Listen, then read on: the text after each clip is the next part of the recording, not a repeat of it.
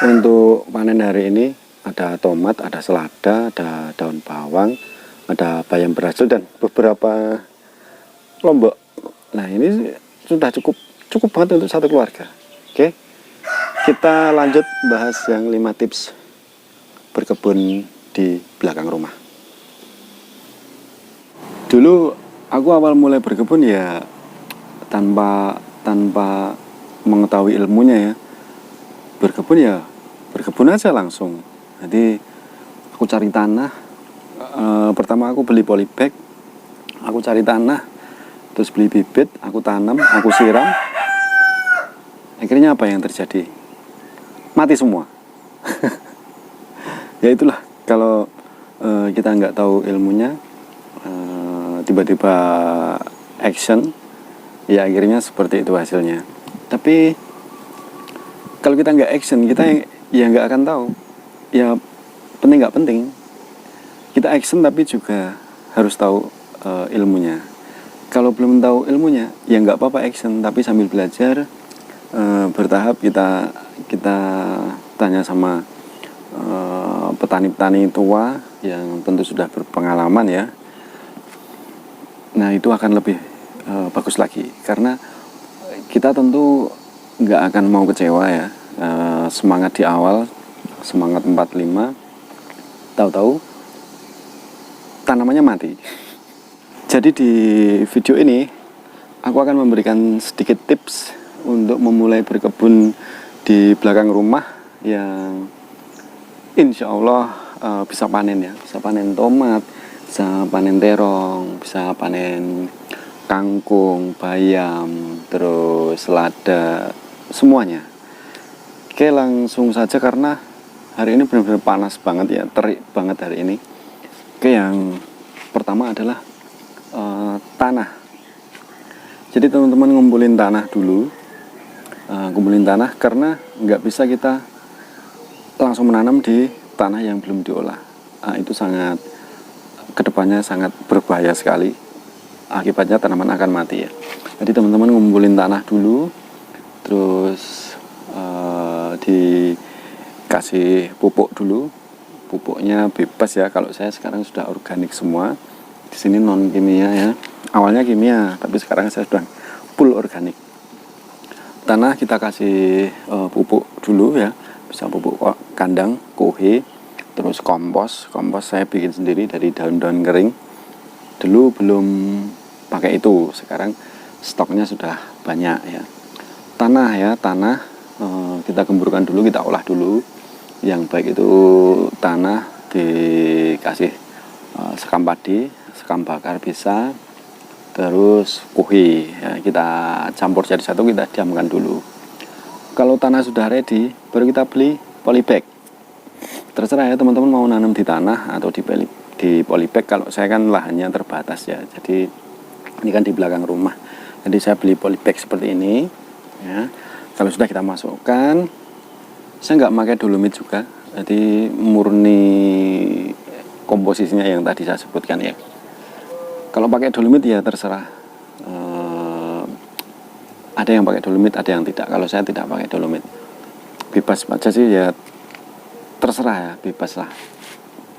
Terus baru kita beli bibitnya, bibit seperti ini ya, yang kecil-kecil ini. Dulu saya beli 300, tingginya segini. Ini sudah tumbuh besar ya, ini terong.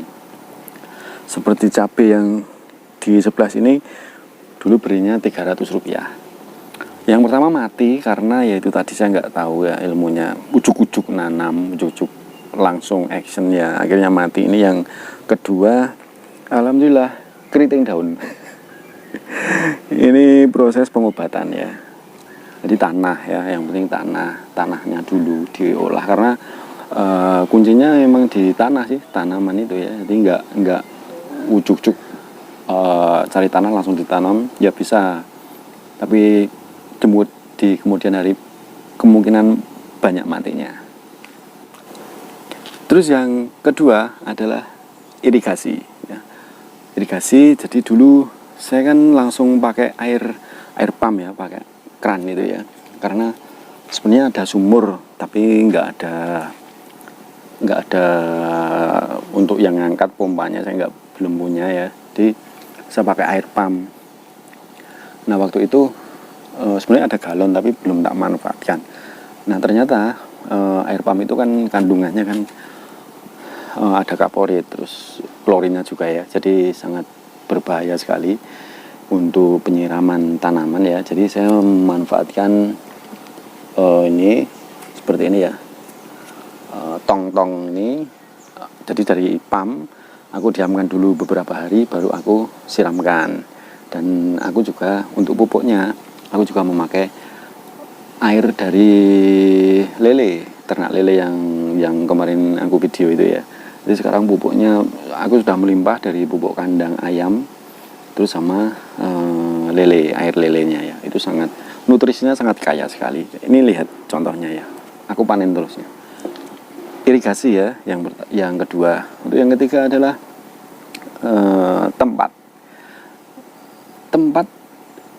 kalau bisa itu didesain dari awal ya, karena salah desain itu juga mempengaruhi tumbuh kembang tanaman itu sendiri. Contohnya ini ya, ini jam 9-an, harusnya dia butuh sinar matahari, harusnya ya. Kemarin kan di sini karena terlalu panas aku pindah ke sini, akhirnya dia kurang sinar matahari.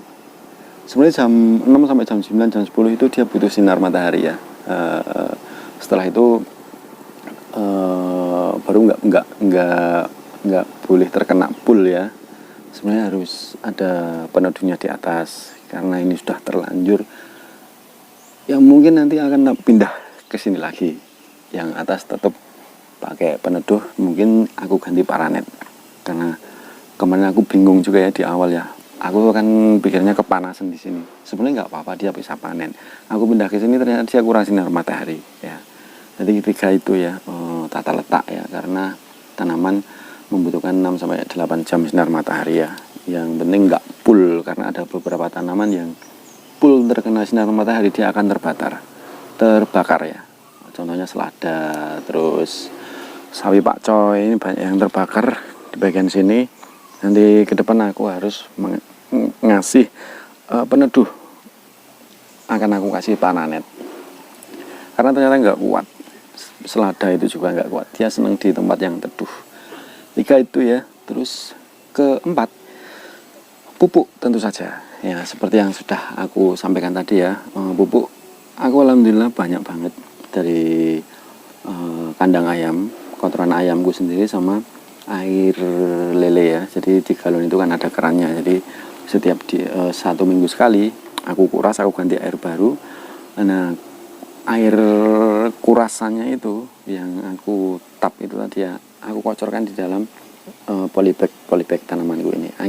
Hasilnya ya ini tadi, kelompoknya sangat banyak sekali ya, karena dia kaya akan nutrisi. Jadi saya tidak menggunakan pupuk kimia lagi. Terus yang kelima itu adalah hama atau penyakit ya. Seperti manusia, tanaman pasti juga akan sakit ya, apalagi kalau terserang hama. Contohnya keriting cabeku yang keriting seperti belakang saya ini ya. Nah itu kita harus mempunyai obatnya dulu ya. Kalau obat untuk pestisida saya menggunakan daun bawang ya. Daun bawang aku fermentasi, aku semprotkan ke daun. Semua ini pakai daun bawang. Terus banyak sekali untuk pestisida sama herbisida, terus fungisida yang dari organik ya. Tentu sudah banyak teman-teman yang mengulas di YouTube atau teman-teman bisa baca di literasi ya, karena untuk bikin pestisida organik itu sebenarnya sangat mudah. Cuma kita membutuhkan waktu yang sedikit agak lama, tapi dengan kita bisa bikin organik sendiri, kita akan memangkas kos untuk pembelian obat-obatan ya. Nah itu sangat penting sekali, karena organik itu sebenarnya kita bisa memanfaatkan semuanya dari apa yang ada di lingkungan sekitar, dan kita juga bisa memanfaatkan sisa-sisa dapur ya, bisa kita bikin pestisida alami atau organik. Contohnya ya daun bawang seperti yang tak buat ini ya, ini aku fermentasi, Terus kemudian aku saring, baru aku semprotkan di daun-daun tanaman-tanamanku. Akhirnya itu hasilnya seperti ini, bisa panen ya. Kalau ini dia kurang kalsium, nah ini ya, ini juga organik. Selain obat-obatan, kita juga harus prepare ya untuk kekurangan kalsium seperti ini. Aku menggunakan cangkang telur, karena tiap hari kan aku goreng telur terus untuk anak-anak. Kulitnya itu aku tumbuk, kemudian aku taburkan di dalam polybagnya, dan dia akan menambah kalsium. Karena ini dulu juga salah sih untuk medianya ya, saya hanya menggunakan kokopit, ini full kokopit, jadi dia nutrisinya, dia kehabisan nutrisi, kehabisan kalsium. Maka dari itu aku menambahkan ya itu tadi, aku menambahkan dari untuk nutrisi ya, tak kasih dari kotoran ayam, terus air yang dari lele, terus kemudian aku kasih juga serbuk ya, atau dari cangkang telur yang aku tumbuk, kadang aku blender juga, baru aku taburkan di dalam polybagnya. Ya mudah-mudahan nanti bisa kembali hijau lagi. Oke, jadi itu ya teman-teman, 5 tips untuk kita berkebun di belakang rumah. Ini tadi selesai bikin para-para untuk kacang panjang. Alhamdulillah dia tumbuh dengan subur. Istirahat sejenak karena tadi panas banget ya. Di panas ini nggak tahu mendung apa mau hujan, nggak tahu.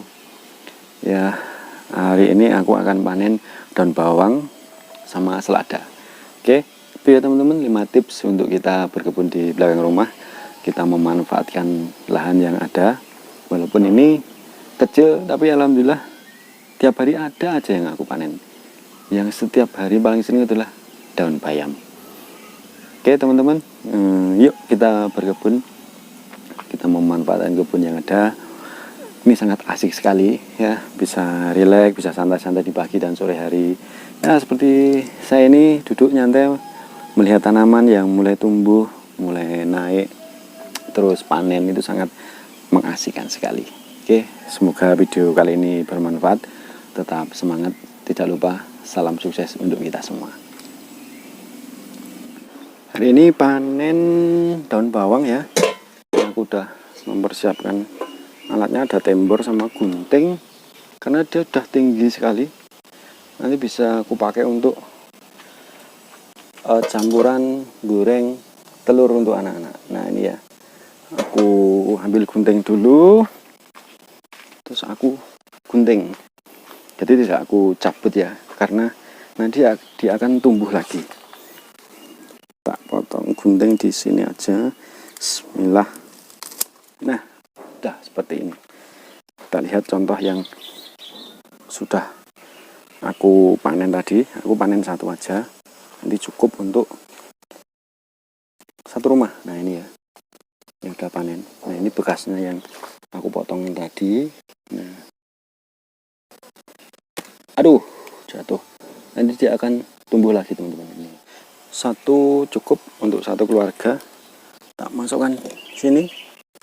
Terus kita akan panen selada. Seladanya ada di bagian sini. Nah ini saya juga cuma gunting-gunting aja ya, tidak aku cabut, biar dia nanti tumbuh lagi. Agak susah tempatnya karena memang kecil sekali space-nya, tapi alhamdulillah aku seneng banget dari tempat yang space ini. Aku bisa panen berkali-kali. Aku panen cuma tak gunting-gunting seperti ini aja teman-teman, karena kan keluarganya juga cuma 5 orang, jadi nggak begitu butuh banyak banget sih. Nah udah seperti ini aja, nanti dia akan tumbuh lagi dan akan semakin banyak. Nanti kalau sudah tua baru nanti kita akan semai yang baru lagi. Nih masukkan sini ya. Kita akan balik ke depan, kita akan panen tomat. Nah ini lomboknya sebentar lagi panen ya. Ada 2 sih nih, karena sering aku panen ya. Kalau tomat gampang, tinggal kita patahkan gini aja nih, masukkan sini. Sama ini ada 1 lagi ya, kita cuel lagi. Terus di bawah sana juga ada, yang di sana. Ini kangkungnya saking tuanya muncul bunga. Nah ini ada 1, aku petik 1 ini aja.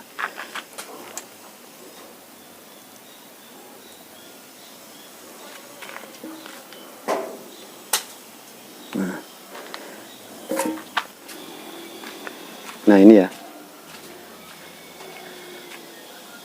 karena tempatnya agak susah, akan aku petik dulu.